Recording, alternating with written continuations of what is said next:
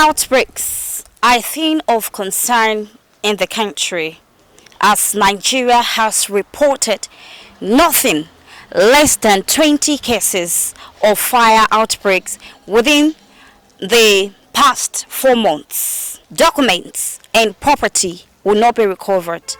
Even more worse, loss of lives could be recorded during the course of the incident. As a result, Africa Edge TV, in conjunction with Enya Monday Radio, thought it best to bring to you precautionary measures to curb fire outbreaks. I am Boluwatito Afolabi, and so that you can keep yourselves from getting burned, come along with me during this interview as you get enlightened on how you can keep yourselves safe from incidents of fire outbreaks. Okay. Let's meet you. Okay, I'm Fatu Kasikaide by name. I'm the commandant of this training school here in Ilesa, Federal Fire Service Training School, Ilesa. All right, Osun State. Osun State. Okay, as we all know that Harmattan period, we're still in the Harmattan period, and fire outbreaks are very, very easy during the Harmattan period. Okay. Enlighten us on scenarios that could easily spark fire. Okay, let me start by saying during the Harmattan period, there is usually sufficient or enough or plenty of three major elements that usually cause fire. And those three major elements that usually cause fire, they are oxygen, fuel, and heat. So you can see that during the Harmattan period, there is usually enough or sufficient or plenty of winds that usually blow during the Harmattan period. And during the Harmattan period, there is usually enough or sufficient heat at that period of Harmattan. During the day, like in the afternoon like this, there will be high sun light. Then when there is high sunlight, all other elements within that vicinity, that area, like grass, like bush, like trees and every other thing, they dried up. So those ones are what we call fuel, because they are combustible in nature. So as you can see that we have plenty of oxygen, winds blowing, mostly in the morning and in the evening. Then we have enough of sunlight in the afternoon, and the sunlight, the sufficient or plenty of it dries up every other things that can burn. So when these three elements, when they meet together, there must be fire. All right. So before you go on, we have some fire outbreaks at night that will be called in the middle of the night. Now, for instance, now there was no sun. We can't have sun during the day. What could actually lead to that, and why is it that at times when we have fire incidents in the middle of the night like that, most people are sleeping, they're not aware of it. So what makes it enlarge, so to say? I mean, it will quickly spread. That at times it will get out of hand even before the fire service will be available. What really causes that?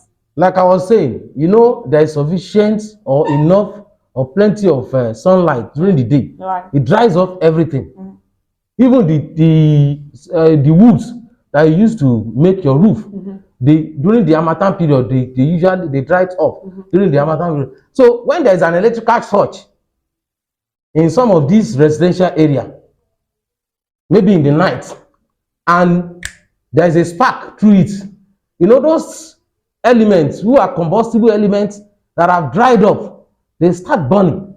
So, and if you are not conscious enough to perceive that or to sense that the smoke that is within that environment, then you may be likely not knowing what is going on until it burns to a level that you will now see the presence of it to call those who assist you to come and extinguish the fire, which are firefighters. Okay, now if we now have that incident of fire, Okay. what are the quick measures that can be used even before, maybe before the arrival of the fire service, Okay. in such a situation when we have fire outbreaks? Okay. The person that's around at that particular moment, what are the quick preventive measures that can be used Okay. to quickly curb the spreading of the fire? What we usually advise people, and of which I don't think some of the buildings around, they don't even take to it. Even if you go to some of the companies or firms, you hardly see it there. That is, we advise them to get simple fire extinguishers at home. You understand me? So we are in Nigeria. I know we are in Nigeria, but when you get fire extinguisher, it becomes your property. You understand me? It's not a property of Federal Fire Service. You are getting it in order to help yourself. You understand me? So what we usually advise people is get fire extinguisher at home. So the moment the fire starts at an incipient stage, and you can be able to notice it, what you do is to carry the fire extinguisher to extinguish it at that smaller stage. Right. Are there particular training for a layman might not know how to make use of the fire service? Okay. Are there training that people can be put through so that they can know how to operate or how to make use of the fire extinguisher? It's just this. We have a simple way to operate it. Okay. It is not a difficult thing. Okay. If you come to us, you understand me, to get a fire extinguisher, or you get it in any of these shops around, you understand me, you should ask a question that, how am I going to use it? It's just like if you get let's say you get a phone, probably maybe an iPhone, or you get a machine somewhere, you understand me, you ask the engineer that are operating it there, that, how am I going to operate this? How am I going to operate this? The same thing goes for when you acquire or when you get an extinguisher somewhere. You ask them, how am I going to use this? If you don't have the knowledge, you understand me, the onus now lie on the person selling it. You understand me, to guide you on how to use it. It's a very simple way of operating it. We have, on our own part, we have a simple way of operating it, which is we use one language, pass Okay. of operating an extinguisher. Is that an acronym? Is an acronym for how to use it. Okay. The P of it stands for, you pull the pin. Okay. There is a pin. Can somebody get me an extinguisher? So that there is a pin. You understand me? You pull that pin. All right. That pin, we call it safety pin. Okay. It is the pin they put in order to prevent it from discharging unnecessarily. Okay. You understand me? So you pull the pin. By the time you pull the pin, you carry the extinguisher, aim the hose. Okay. You aim That is the hay. You aim the hose towards whatever you want to extinguish. You understand me? You aim the hose. The rest, you squeeze it. Okay. When you squeeze it, then you spread it. Okay. Pass. PASS. PASS. That is how we operate it. It's a simple way. In fact, you can, even you, the simple explanation I've just given now, by the time you undo extinguisher now, it won't be difficult for you to operate. Another thing you must learn in operating it is that you need to maintain your balance. Okay. You need to maintain your balance, because if you are not too careful, before you know it, you can throw it away. It can throw you away. But the moment you maintain your balance, you squeeze it, you spread it, there won't be any issue. Right. So, before we even go any further, we have talked about the protective measure. That's the protective measure to curb fire incidents. Yes. We still want to talk about the preventive measure. But before exactly. we go into that, what can easily in a household? Okay. Because some of the fire incidents we have right now, they're happening in buildings, most especially structural fire, and most especially personal buildings. For example, people stepped out, and before they come back, there is a fire outbreak, or they might even be in the house, but before they know it, the fire spreads easily. What are the things that can easily attract fire or make fire outbreaks occur? We have three major things that usually cause fire. The first one is carelessness on the part of we Nigerians. You know, we are so careless to the extent that some can light a candle and put it on the rug. You understand me? You see children, be playing with matches while their parents are using rock in their room during this Ramadan period and everywhere is dried. You understand me? So we are still careless to that extent. So number one thing that usually cause fire is that carelessness on the part of we Nigeria. Then another thing is accidents. You understand me? Accidentally, it can happen. Then it can be a collision of two vehicles. You know, that usually cause fire as well. Then it can be thunderous attack, maybe, you know, during the rainy season, that thunders usually strike. Right. In some of these buildings, you don't even put the thunder arrestor. You don't put it in some of these buildings. So by the time the thunder strikes, it goes into the building, and immediately it goes in.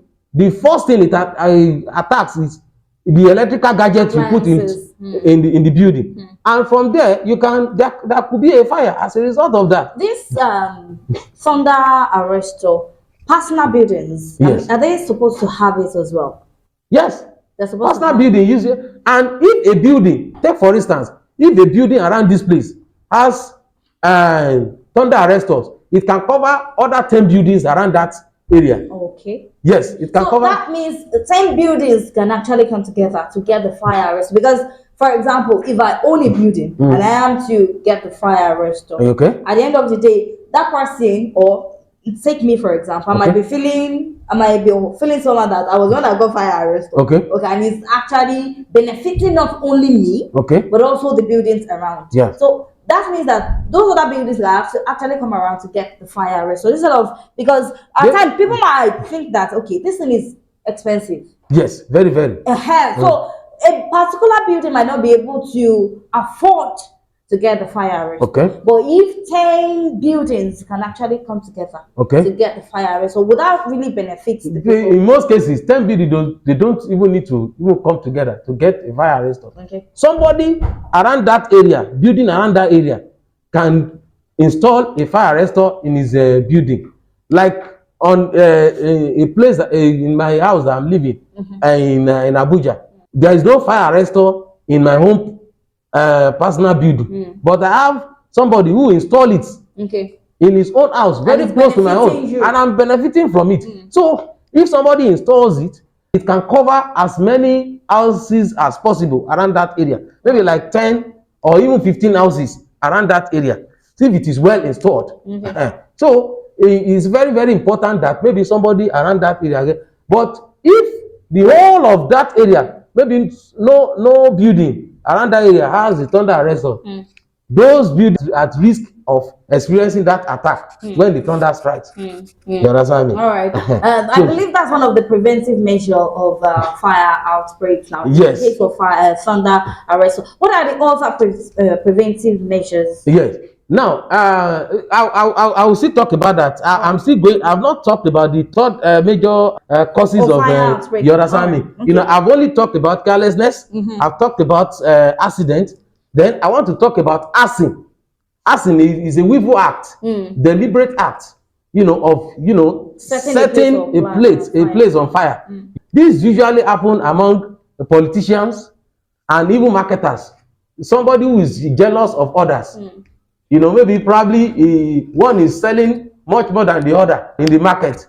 You know, he looks at it that, okay, this one is selling the same product I'm selling, and is the one selling better. I will find a way of putting fire in his or her shops. It usually happens. Even some of these fire accidents that we have been going to, extinguish in the market. At times, from our investigations, we discovered that some of these things are as a result of acid. You understand me? But you cannot just come out, like that and say, okay, these things. So, it can be that maybe somebody wants to, cover up a fraud in the office. They will say, mostly it happens during the end of the year that they want to, do balance their account. You understand me? They will set the building on fire because they want to hide some documents that are very, very important for you to, that can reveal some of their fraud. So these are the things that are listed under assets. So now back to the preventive measures. Now, on the area of electrical matters. What we usually advise people is that when you are leaving your home, make sure you off all your electrical gadgets. If you have a socket, make sure just only one socket is meant for one extension box or one like you have here. And if you plug it, make sure that you don't load it with the load that is beyond the capacity of that particular socket. Make sure you one socket, one extension, so don't allow it to be loaded. That is one. Then we usually advise people, that are building houses, that anytime you are building your house, make sure you get a very good electrical material, because they sell fake now. Everything human being, we even have fake human being now. So make sure you get original materials. Get original materials in the market. And when you want to install some of these electrical wire cables, make sure you engage the services of a professional. Don't engage a quack that will just install the wire anyhow. Now at the end of the day, you will not be, I have a building very close to my place. Every time they usually have electrical issue, because of and it's a very beautiful building. They usually have electrical issue, and you know why? Because when they wanted to do their electrical wiring, they engaged a quack. The only thing that they have not experienced in that building is fire. In fact, sometimes the owner of the building, they call me and say, "Oga, please, can you give me the cost, the estimate for fire extinguishers, because this are building now. We need to get." I gave them the estimations, but up to this moment, I have not heard from them. But I'm praying that there won't be any fire incident in that building, simply because they engage the services of quack. So it's important that you engage, because if you engage service of some of the areas that they are supposed to do proper tightening and this thing, and they just do a careless job for you. If there is an electrical surge and there is a fire as a result of that, it will be very difficult for you to control. And when most of the time, this electric, this wire is within the building, and this wire is within the building, and on the roof, you may not know what is going on within the roof, and the fire is going, is burning. Sure. So, and by the time it gets to a fully developed fire, you may get to a fully developed fire before you get to know that there is a fire inside your roof. That is what we usually advise people. Then another preventive measure is that if you must use some of these maybe candles in your home, make sure you have a metal base for it. Make sure you have a metal base for candle, so that when it burns to a particular level and probably you have slept off, it will die natural death on its own. But if you put it or you place it on a desk or you place it on a plastic, by the time it burns to that particular level, it will continue to burn. What they use, the wax that they use to make candle, is highly combustible materials. It will continue to burn the table, and before you know it, maybe the whole of the house, it may be the smoke of the house that will even wake you up before you know it. So we usually advise people to ensure that at least, then don't store, during this period, don't store highly inflammable materials. Don't store it in your home. Don't store it. Some will buy petrol and put it in one of the rooms inside their houses or in the kitchen where you cook and you do. You understand? So don't store highly inflammable materials in your building. So ensure that at least you isolate it. Even if you must buy it, make sure you either put it inside your generator the moment you get home, or either inside your vehicle. Don't store it anywhere during this period, because everywhere is dry. All the combustible material they are hungry. They are waiting for fire. They are waiting for the third element to be present. The moment it is present, fire starts. You understand? So we usually advise people like that. Then when we are not saying you must not. If you want to use gas, if you must use gas, you have to be very careful about it. Ensure that there is no leakage. That's what we call hydrostatic test. for some of these gas, ensure you carry out an hydrostatic test for your gas to ensure that at least it's just like when you put more pressure on it, you'll be able to know that there is a leakage. You understand me? So ensure you do that. When you do that and you see that there is no leakage, you can fill the gas. When you fill the gas, you take it home, use it. And any gas that is that doesn't have burner on top, you understand? Put it at the back of your building. Put it outside. Don't put it inside the kitchen. You understand me? But you know, the one that is using burner, it goes with the gas. So there's no way you can separate that one. We know that's what people use now because of the economic condition in the country. But the one that has the hose, put it at the back. Don't put it inside the kitchen. So these are the, advice, the enlightenment, people need. So. All right. Before we wrap up this for this program, tell us what other advice you have for not only citizens of Nigeria, but the government as well, that can be used to curb fire outbreaks, so that we won't have this much fire outbreaks, not only during Harmattan period, but also other seasons as well. Okay.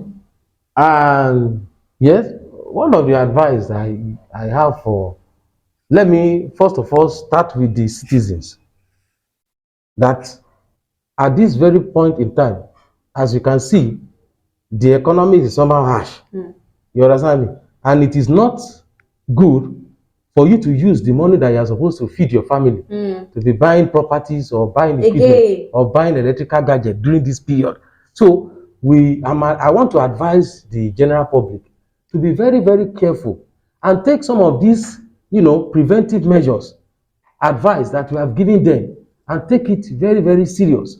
You understand me? Let them follow it to the letter, so that at least if you follow some of this advice, some of these preventive measures that we have given, it will be difficult for you to experience any incident, except there is voodoo, of which we, as a fire scientist, we don't believe in voodoo.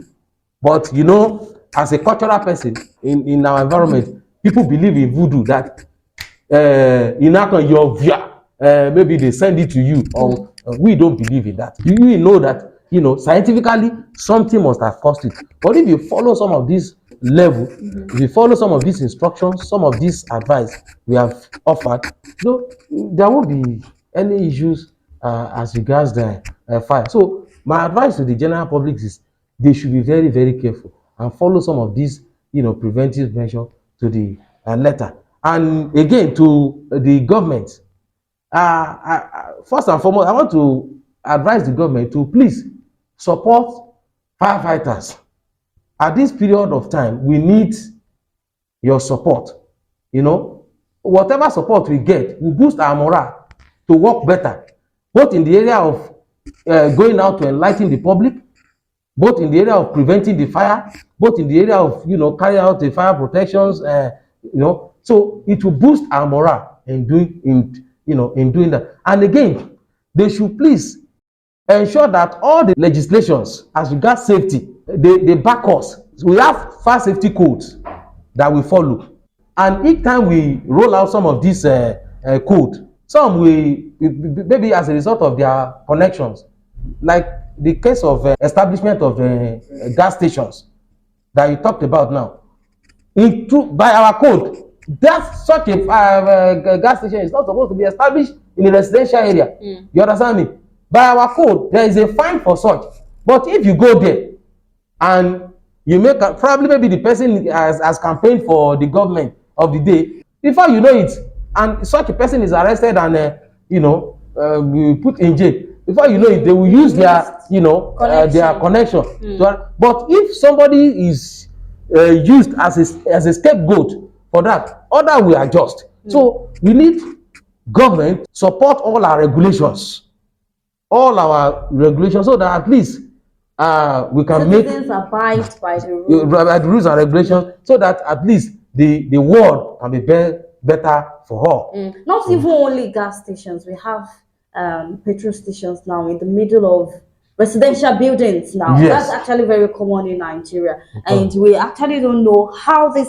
I believe that maybe when the government says the petrol stations, for example, filling stations should be in a particular place, Okay. and maybe banking sectors or banks should be in a particular place, and industries.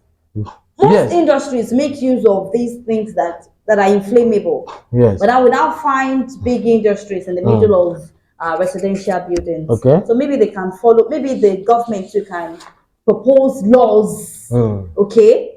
That can make residents safe, and we won't have fire outbreaks in the community as well. But now to wrap up, what are the lines people can call or residents can call to make sure that once there is a fire, we are not praying for fire. Okay. Of course, that's all. I will definitely roll it out. Okay. But let me start from the question you asked before this one. Right. So as regards the issue of law, we have the law. As you can see, this is the constitution guiding us, and it's guiding the general public as well. But the major problem is area of that we have on the area of enforcement. We are doing our job as it's supposed to be done in that area of enforcement. But like I told you, some of those an area of connection, so many other things. So that's so that's the National Fire Safety Code. Yes. For the rules that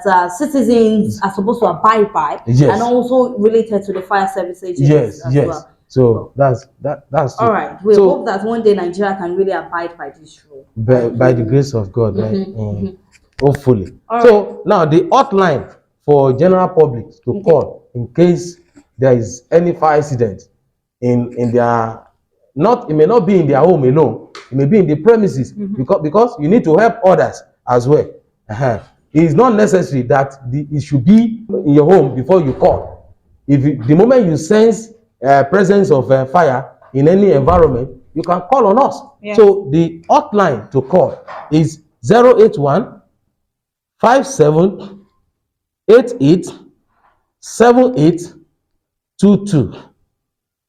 081 57 88 78 22. That is our hotline, and is working 24/7. So anytime you call on us, we will hear. All right. Now, thank you very much for your time. We really appreciate you taking your time out with us on this program to enlighten and educate the public on how to call fire, and of course to prevent fire outbreaks as well. We really appreciate you. Tell us your name once again. I'm Fatuka Zikende by name. I'm the commandant of this beautiful and glorious institution. We really appreciate you taking your time with us, and we still hope to have more of you around on Africa Edge TV. I hope you have been able to pick one or more information on how to keep yourself safe from fire outbreaks. For more content, follow us on our YouTube channel at Africa Edge TV, and also on our Facebook page at Eniakmole Radio. Also, do not forget to like, share and comment about this video and all the videos you have been watching so far on our channels. On behalf of the CEO of this wonderful institution, in person of Deacon Michael Adeboye Ashaolu, and those who have worked behind the scene, Oluwashino Olaya, Adenipekun Afolabi, I, Boluwatito Afolabi, really appreciate you for staying tuned to this channel and for other programs as well. Do enjoy the rest of the day. Bye for now.